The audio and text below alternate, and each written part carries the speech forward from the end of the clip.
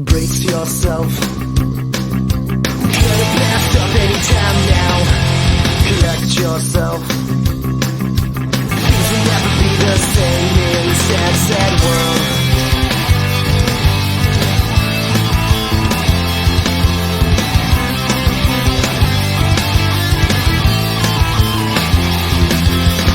Walk around the light a bit, trying to make the pieces fit to a puzzle with a million missing pieces. When I'm feeling fine is when I discover that I'm afraid to blow my cover, and there's something very wrong with this. So slip back in your hole. Hey, good morning, everybody. Good to be with you today. Today we're going to finish our discussion of Josef Pieper in Leisure, the Basis of Culture, and also introduce another philosopher to you. You've noticed by now, and I think if you've pointed out, that the purpose of these discussions is not to walk you step by step, paragraph by paragraph through Leisure, the Basis of Culture. We didn't do that with the first two chapters. We're not doing that with chapters 3 through 5. That was for you to read, and you're perfectly capable of processing it. What we're doing here is building some context and helping you integrate what you've already learned into your worldview if you choose to do so. When I think of Josef Pieper, I think of him as sort of he's a Jedi of sorts. All right? So when who do the Jedi battle against? The Sith. And what do the Sith control? Well, dark side, yes. They've perverted the old Galactic Republic into what? The Empire, yes. So at least in the original films, Luke Skywalker, the last remaining Jedi, he stands against the Empire. Well, Josef Pieper is a rebel of sorts too, and he's rebelling against what we've been calling the Empire of Work. This poor company, Empire Workforce Solutions, they just chose their company name really poorly, but it fits into. So I've fit them into my PowerPoint as in order to shame them. Pieper stands against the Empire of Work. He stands against what he calls the world of total work that seeks to entirely define us as human persons by our contribution to the economy, by the work that we do. The Nazis had done it. It's easy to point fingers at the Nazis, though. He's got more fingers to point. He criticizes the communists. And anytime I've talked to a communist, or maybe that's an exaggeration, but almost any time I've talked to a communist, the communist is going to say something like this. Yeah, I know that so far all of the communist states were dictatorships and was really terrible. But look, what you got to understand about all the communist states so far is they weren't practicing true communism. They'd corrupted the ideals of Marx. If we could just practice true communism, maybe we could have our workers' paradise. Well, maybe we could. All right, I don't know what would happen if we did something that's never been actually done before. What I do know is every single time actual communism has been attempted as a way to order society, the result has been violation of human rights, and the result has been dictatorship. It's not the same as saying that Marxists and communists have no insights, have nothing to contribute to our conversation. They do, and we'll talk about that a little bit today, and even more in modules 7 and 8 when we look at, especially at critical race theory, which is a rebranded variety of Marxism that replaces economic concerns with racial concerns. People will critique the communists as completely devaluing the contribution of the individual. So, Kristen, how are you today? Good. So, Kristen, you're kind of an independent person, right? You want to do your own thing, be your own person. I got to be me, right? Yeah. Are you like that, Maria Mora? You got to be you? Really? Have you ever tried being someone else? I mean, would you consider it? You're not that great. The communist system is not the environment in which you want to try to be your own person, do your own thing. Your value is what you contribute to the community. Notice how communism and community share the same root words there. But he's not. Yes, Gavin figured it out. Oh, I forgot. We call you Kevin in this room. Kevin figured it out. But Pieper's got, I forgot it almost the whole year. Pieper's got some criticism to come our way too, though. All right. I could criticize communism all day long. I grew up in the Cold War. I have plenty to say about the negatives of communism. But he doesn't let our own system, our own capitalist system, off the hook that easily. If communism dehumanizes people by valuing them simply by their contribution to the community, capitalism dehumanizes people by ignoring the necessity of building up the community. In our capitalist system, if Naya invents something, if she wants to get rich, if she wants to pursue wealth, awesome. That's the goal. That's what you should be doing.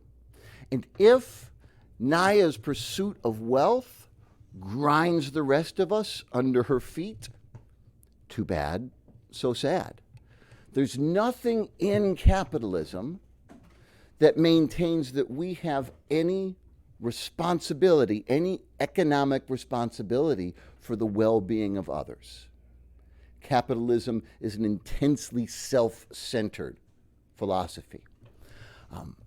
And it's the operating system of our own culture.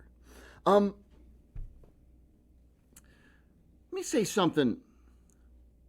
Like I said, I can criticize communism all day long. Let me say something good about communism. All right? Let me show you a strength that communists have that shines a highlight on the weaknesses of our own capitalist system. Communists might not offer the best solutions, but what communists are really good at, and capitalists are really bad at, is identifying places where injustice is not just an individual thing. Maddie's behaving unjustly, Ray is behaving unjustly, Kevin's behaving unjustly. But when there is injustice woven into a social system, communists are really good at identifying when places where we have structured our society in a way in which a just outcome is almost impossible.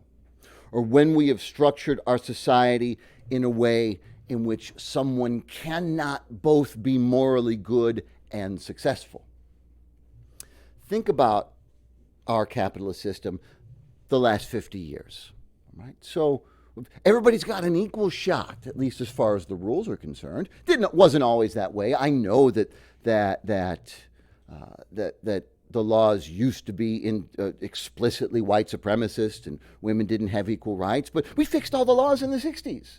So now there's no law against anybody being as successful as he or she wants, making as much money as he or she can. Everybody's got that opportunity. There's no law to hold you back. Cool. When we tell people they've got the right to succeed and generate as much wealth as they can, and then give them no opportunity to do so, what then happens? People will create their own opportunities. People will find ways to generate money behind the scenes, between the lines, against the laws. And then we say, oh, no. You can't make money that way. You can't make money that way. And then we put people in prison. We dangle a dream in front of people, give them no opportunity to legally realize that dream, set their starting place in the race at 100 miles behind everybody else, and then put them in a cage when they behave in ways that we find unacceptable. Communism doesn't do that. If you look at the Soviet Union versus the United States in the heart of the Cold War, Soviet Union was not a worker's paradise. Okay? Joseph Stalin was a tyrant and his successors were only a little better. But they didn't have that problem. Communism doesn't neglect the poor. Communism doesn't allow entire categories of people to fall through the cracks. Oh, there can be famines, there can be natural disasters. During the Cold War, the average American was much wealthier than the average Soviet, but the poorest American was much poorer than the poorest Soviet. Outside of times of war or famine, the communist system doesn't produce crippling poverty. But both systems, in Pieper's estimation, both systems are Sith. Both systems are infused with the dark side. Both systems serve the empire of work, and both dehumanize people.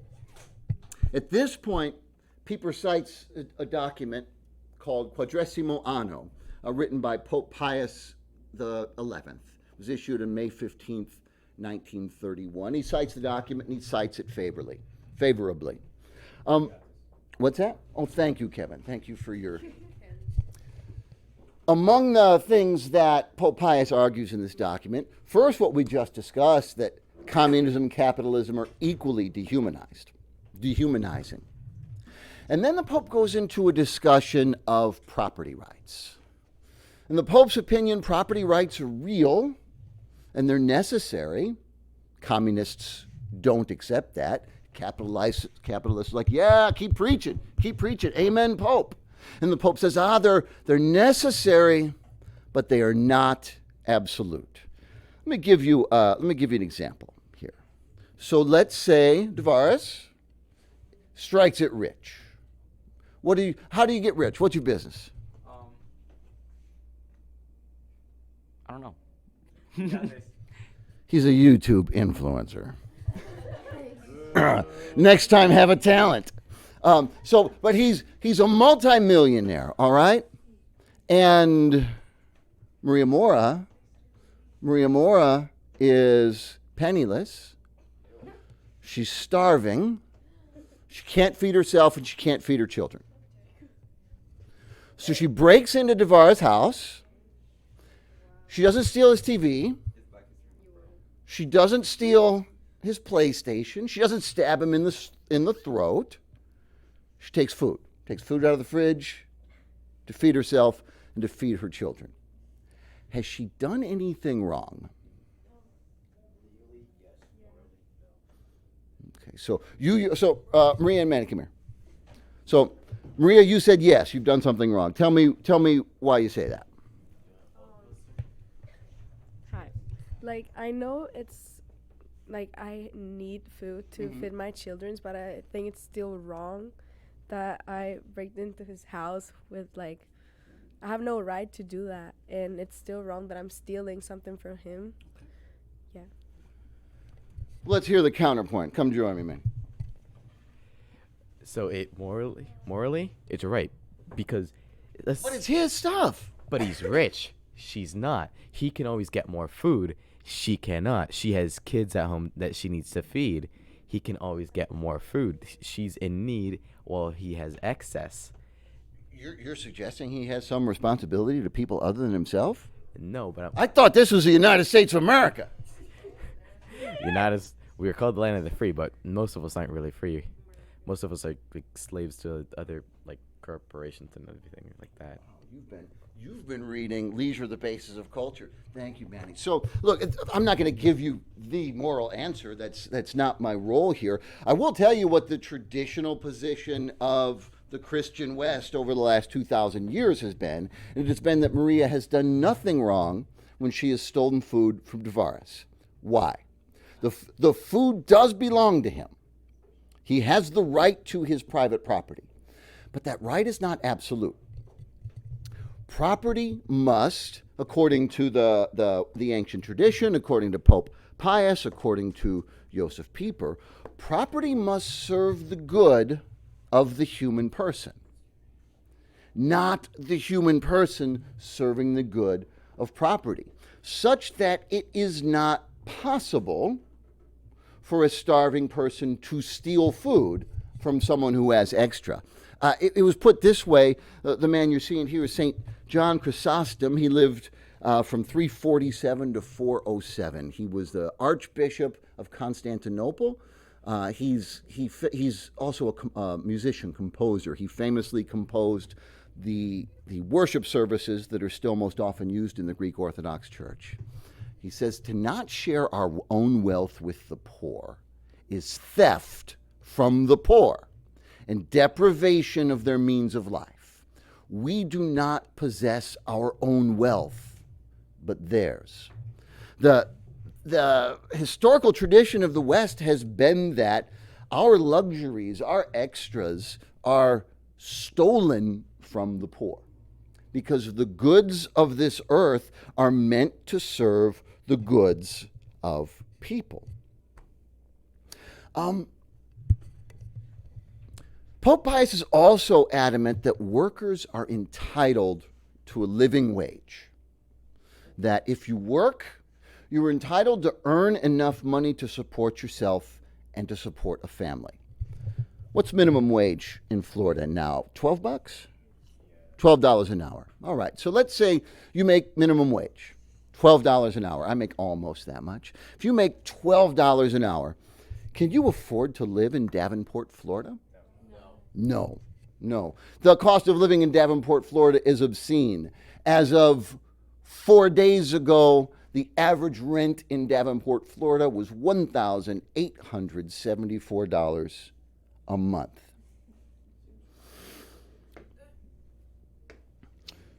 Pope Pius, Josef Pieper, and to give him credit where it's due, Karl Marx would all say that this is an abomination.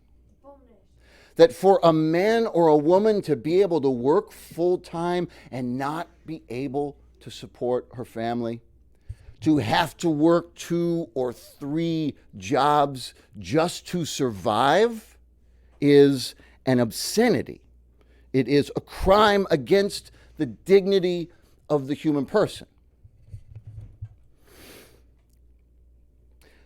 Does that mean that Pope Pius, and we'll go back to Josef Pieper, and Josef Pieper denied that there is dignity in work? Are they anti-work? Do we think we should, we should, because they're objecting strongly. Pieper explicitly is objecting strongly with identifying people with their work, of judging the value of a person by his or her work. Do you think that means they are against the dignity of work? No, not at all. Work, even hard work, has an incredible dignity attached to it. Let me give you a couple of scenarios. It's not difficult to see the dignity in the kind of work somebody does if he or she is passionate about what they do. If a person has a career that is also to them a vocation, a calling, something that gives, that's something they find deeply meaningful. Pieper doesn't like to call what I do work, but I'm not going to change the entire way the language is spoken by everybody. So the work that I do, I find incredibly meaningful. Many of you might hate doing what I do, but that's okay. I'm not you and you're not me, and I love doing what I do. I've in nearly 6 years here, look, at the end of the day, I'm ready to go home. At the end of the week, I'm ready for the weekend. At the end of the year, I'm ready for the summer. There's not been a single day where I've woken up and said, I really don't want to go into work today or into leisure today.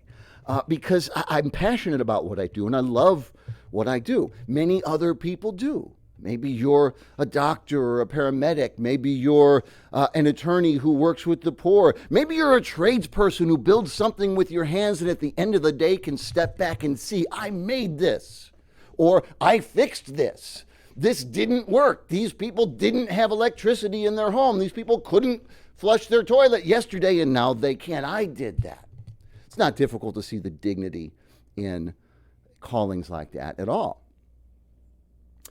Or imagine you've got somebody who either really didn't have the opportunity to build up really marketable skills, or just didn't take advantage of that opportunity. It's unfair that people can make mistakes at 15, 16, 17 that curse them the rest of their lives. I wish it weren't the case, but it is. You know many people who are actively not taking advantage of the opportunity right this minute, because this is the only time in your life you get to pause to develop those skills.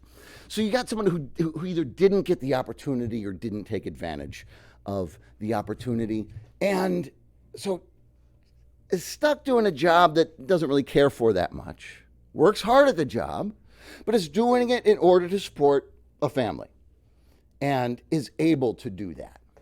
There's dignity in that too.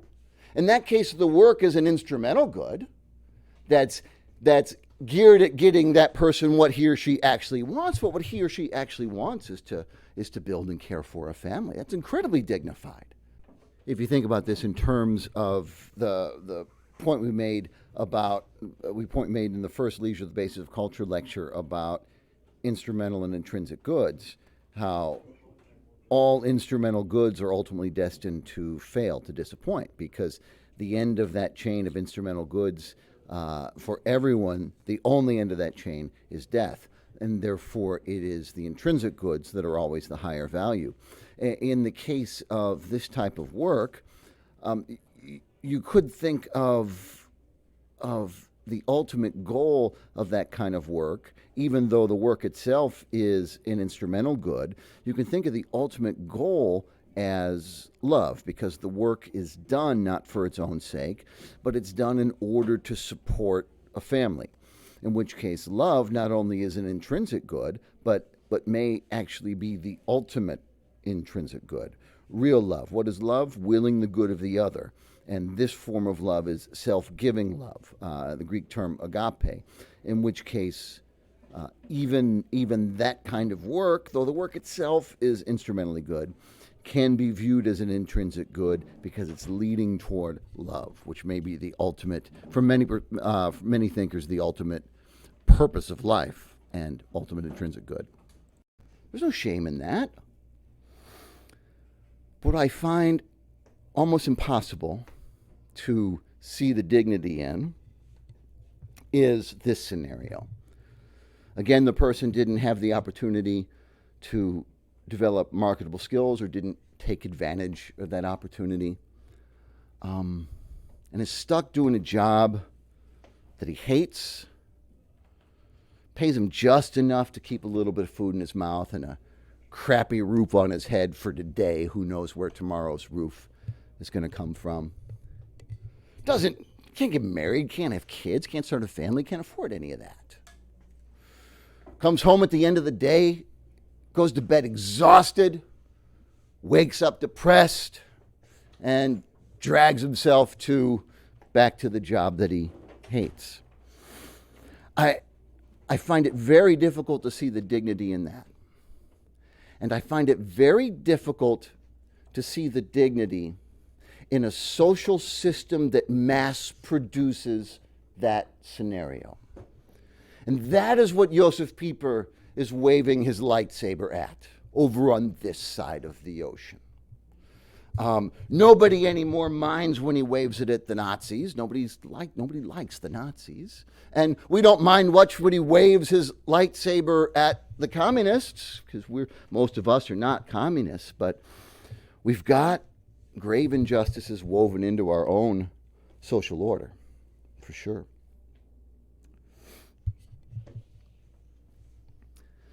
So, I guarantee you that what we're about to do, I can almost guarantee you that what we're about to do is not going to kill any one of you. But we're going to hear 2 entire paragraphs directly from Josef Pieper. It's going to take about 2 minutes. It's going to take about 2 minutes, and it won't even be painful. You can do this. You can hear 2 minutes direct, unfiltered from the philosopher himself. Some of the students last semester, by the end of the 2 minutes, they were like ripping their faces off. We've never had to actually think before. Just give us some multiple choice things to cheat on. No. Listen. Here says Pieper.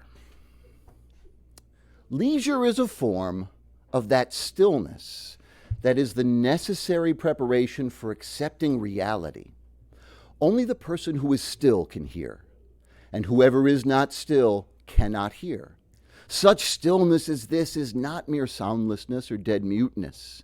It means rather that the soul's power as real of responding to the real, a correspondence eternally established in nature, has not yet descended into words. Leisure is the disposition of receptive understanding, of contemplative beholding and immersion in the real. Leisure is not the attitude of one who intervenes, but of one who opens himself. Not of someone who seizes, but of one who lets go, who lets himself go and go under, almost as someone who falls asleep must let himself go. When Pieper talks about leisure as accepting reality, as immersion in the real, what he's directing us to is the third element in what Scott Ray described as our worldview. Scott Ray told us that our worldviews are composed of our anthropology, our idea of the human, our idea of man, our epistemology, our idea of knowledge, and now we bring in metaphysics. What's metaphysics? Metaphysics is our idea of being itself, at the most fundamental level of reality. Metaphysics is the exploration of what does it mean to be real, being itself. And for this part of the conversation, I want to bring in another thinker. This is Norris Clarke. He's sort of a younger contemporary of Josef Pieper, also a philosopher predominantly active in the 20th century. He held a PhD from the I'm going to butcher my French pronunciation, doesn't exist, from the Université Catholique de Louvain in 1950. He was a professor of philosophy at Fordham University. He was the president of the Metaphysical Society of America and the American Catholic Philosophical Association. And this book, The One and the Many, is sort of his magnum opus.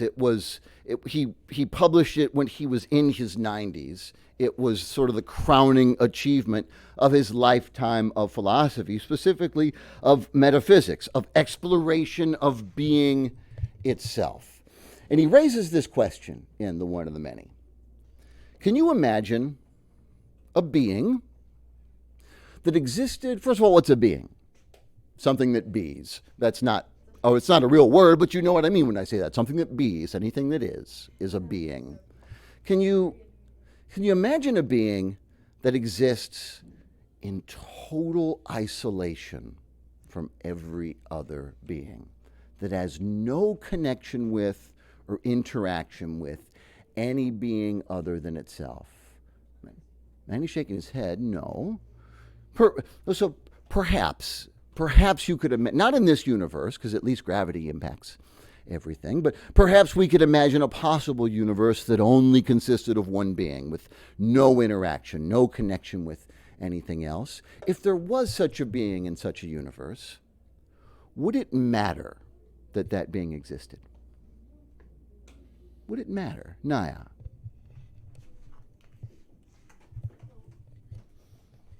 That's kind of a tricky question. I think the being the only thing there kind of does exist because it has its own importance. It's the survival itself.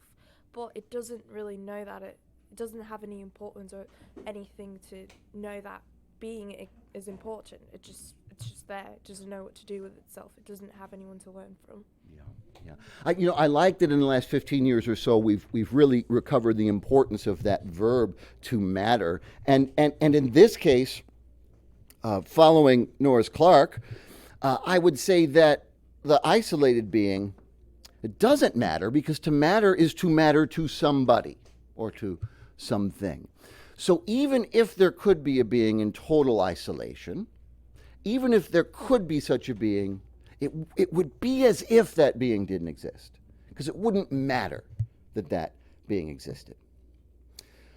From Clarke's perspective, part of what it is to be, to exist, whether you are being Karina or a chair or an atom, is to be in relationship with other beings. every being, even the most simple being, a subatomic particle, what it means for it to be is that it is presenting itself as existing to the community of other beings. Take something as simple as, what's that on the screen? Water, yes, it's a molecule of water. Right, so the hydrogen atom exists, but it's not enough for it to exist. It is as if, and notice I'm saying as if, there's a poetry to this language. There is a school of thought named panpsychism that feels that consciousness is fundamental to everything. I'm not going there, so I'm just speaking in a poetic sense, but it is as if the hydrogen atom longs to give of itself to the oxygen. And the oxygen longs to receive the hydrogen and to give of itself to the hydrogen. And when they connect, they form a system, a group of beings that become a new reality. It's a simple system. We don't usually think of a single atom or a single molecule of water as a system, but it is. What's a system? It's multiple beings functioning together as a new whole. From Clarke's perspective, this is woven into the very nature of what it is to exist. That to be is to be in relationship. And that's the case more so for us as persons than for any other being in the known world or known universe. You notice I keep saying persons instead of people. There's a reason for that. Clarke has much to say about what it means to be a person. The term person, philosophers borrowed the term person from theater. Have you ever seen ancient Greek? I'm not like gone to ancient Greece, but have you ever seen an ancient Greek drama? If you've taken my humanities class or my classical studies, you have. Rhea has, because she's taken mine. But you've also probably seen it on their own. So the term person or persona in Latin, that's the name for the mask that actors wear in ancient drama. Right? It literally means the face that I present to those around me. Philosophers borrowed that term to try to explain what it is we are. As persons, we are beings who are presenting ourselves to those around us. That much we share in common with every real being in the universe, if Clarke's model is correct. What is special about persons? A person is a being capable of conscious, intentional relationship, of making a gift of self to others and receiving a gift of self from others. Persons, essentially, we as persons, are those beings that are able to take charge of our own destiny. We are those beings that are able to enter into the kind of relatedness that everything is involved in and to do it on purpose. And therefore, we are the kind of beings that are capable of love. Clarke's book, The One and the Many, looks at the most fundamental layer of reality, the reality of being itself. And he says that, first of all, being is one.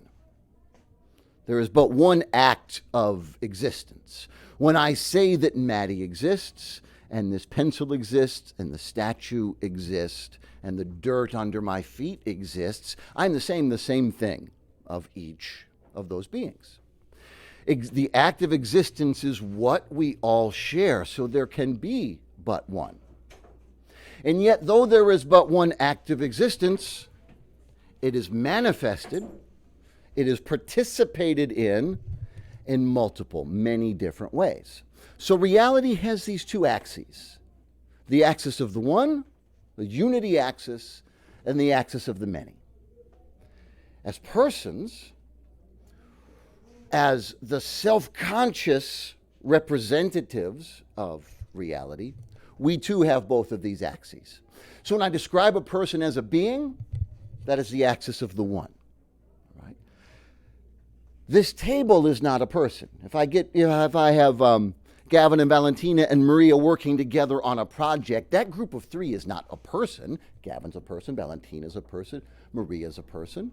But as persons, we must have this layer at which we are but one. This level at which we are, thank you, at which we are a singular subject, that of which can be said everything that can ever be said about us. I speak of the Maddie who was born. I speak of the Maddie who dances. I speak of the Maddie who studies. Those are three very different phenomena, and yet something remains. That's the oneness axis of personhood. When I say that persons are open to the gift of self of others, that's the manyness axis of persons. Why does any of this matter? Well, let's take this model, take it for a spin. I'm only presenting it to you as a helpful model. It may well be what reality actually is, but I'm not presenting it that way. The big hang-up is it's really difficult to demonstrate that free will is real, and free will kind of has to be real for this to work. So let's swing the lightsaber back at the communists. How do the communists hold up to this standard, these axes, the axis of the one and the axis of the many? Communism is great on the manyness axis. Communism is all about the we, the community. But communism fails miserably on the unity, the oneness axis. In a communist system, I don't care about Manny or Shai or Carlos or Robert Zabate or Jordan or Karina or Spencer. I don't care about any of us, but somehow I must care about all of us. The individual is completely wiped out, completely subsumed into the needs of the community. Capitalist system is great on the oneness axis. Capitalist system is all about the individuals. Who are our heroes? Our heroes in a capitalist system are the ones who make money, the ones who are successful, often through extraordinary creativity, but sometimes also just through extraordinary luck. We all get why Michael Jordan became a hero in our culture. Nobody gets why Kim Kardashian did. I keep picking on her and insulting her, but nobody understands why she's an influencer. We get what Michael Jordan did, but they're both heroes because they stand out from the crowd. Me, me, me. And they're able to look out at the crowd because they're looking down from a massive pile of cash. Cash rules everything around me. Could be the national anthem of our country. Maybe write your congressman and we can switch it. We fail miserably on the manyness axis. It's okay for Gavin to generate as much wealth as possible. And it doesn't matter if he has to put Devaris and Karina and Kristen in the poorhouse to do it. It doesn't matter if his business succeeds by forcing 100 other businesses to shut down. Too bad, so sad. They should have been better. Basically, the only limits we put on what the individual can do in our civilization is violence. Right? So Gavin can drive you into poverty. He just can't stab you in the face. Okay, well, it's good. It's good that he can't stab you in the face, but is that really the standard? Is that really the standard we want to measure ourselves up to? The Nazis, they have the distinct privilege of failing on both axes. They fail on the oneness axis because the individual is entirely subsumed to the needs of the fatherland. They fail on the manyness axis because they define the many too narrowly. The only many that matter is our nation, our people. And this was true of the Nazis 70 years ago, and this is true of any blood and soil far-right movement that is front and center in our own arguments today. We have defined the many to be those like us. And to hell with everyone else. Let their children starve. It is not my problem. I gotta get mine. Cash rules everything around me. Who are my athletes? My athletes. Any athletes in the class? Oh, okay, Maddie. So what's your sport? Your sport? Dance. Okay. So Maddie is much more athletic than I am. So I want to talk for a minute about recreation. But we're gonna have that minute tomorrow. All right. So let's just call it a day for today, and we'll finish this up tomorrow, talking about recreation. Cool. Okay. That's enough for today.